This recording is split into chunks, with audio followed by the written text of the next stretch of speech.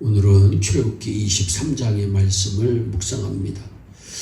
어느 날 철학자 소크라테스에게 한 사람이 흥분하면서 방금 당신의 제자 플라톤이 아내를 구태했다는 안 좋은 소문을 들었는데 알고 계시냐고 물었습니다. 소크라테스가 그분에게 다시 묻습니다. 그 소문이 틀림없는지 확인했나요? 그게 좋은 이야기인가요? 그럼 나에게 유익이 되는 이야기인가요?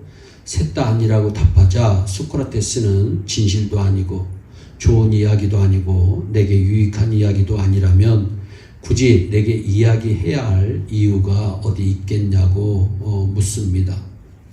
그래서 소크라테스는 플라톤이 아내를 구타한다는 그러한 사실을 잘 알지 못했다고 합니다. 예나 지금이나 뜬 소문은 사람을 혼란케 하고 공동체를 갈등 구조로 몰고 가게 합니다. 십자가에 못 박히신 예수님은 사실이 아닌 소문 때문에 고소당하고 십자가에 못 박히신 것입니다. 지금도 헛된 소문 때문에 고통을 당하고 망하는 사람이 있습니다. 밴드웨건 효과라는 것이 있습니다. 쏠림 현상이란 뜻의 영어 표현입니다. 미국 서부개척 시대에 막대차를 선두로 세우고 역마차들이 금강을 찾아 나섰다는 소문을 믿고 많은 사람들이 이를 쫓아간 데서 유래되었습니다.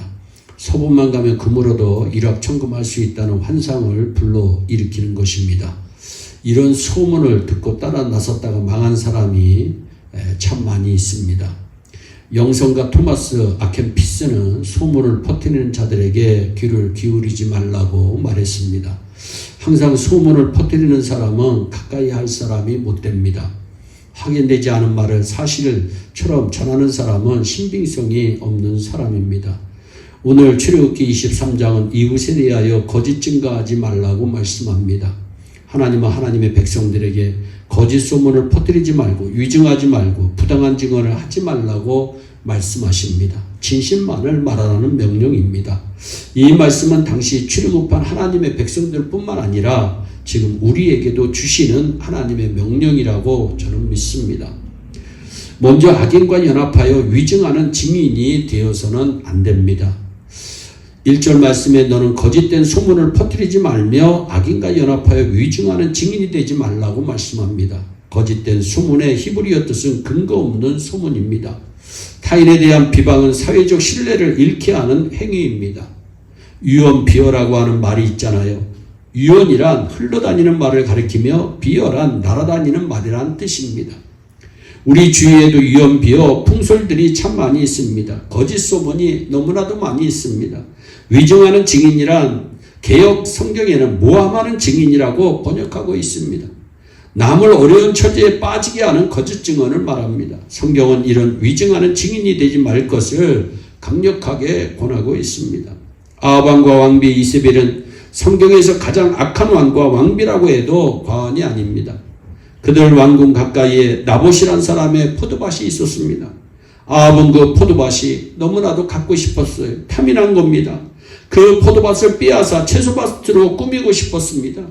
나봇에게 그 밭을 팔라고 했지만 나봇은 조상에게 물려받은 유산이므로 팔 수 없다고 거절합니다.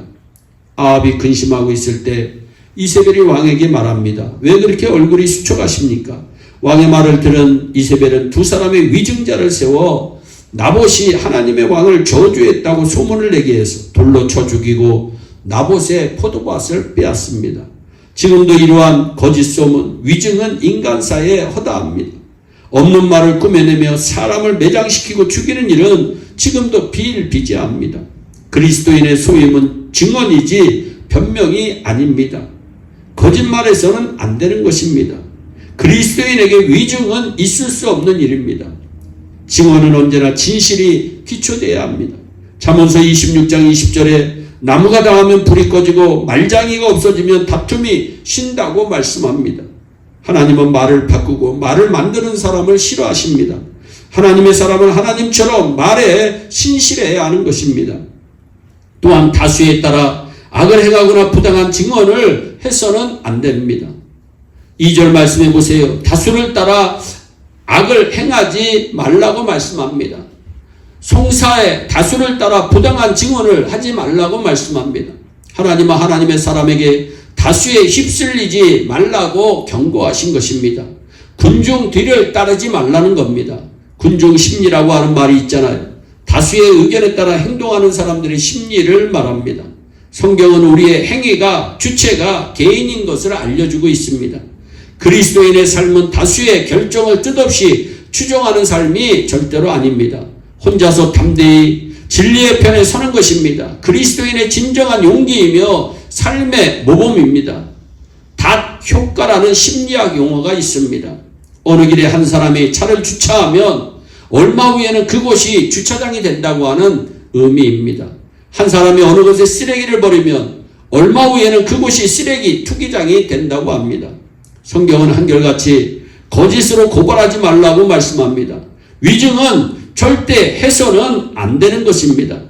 세상에는 잘못된 소문과 위증으로 말미암아 고통을 당하는 사람들이 너무나도 많이 있습니다.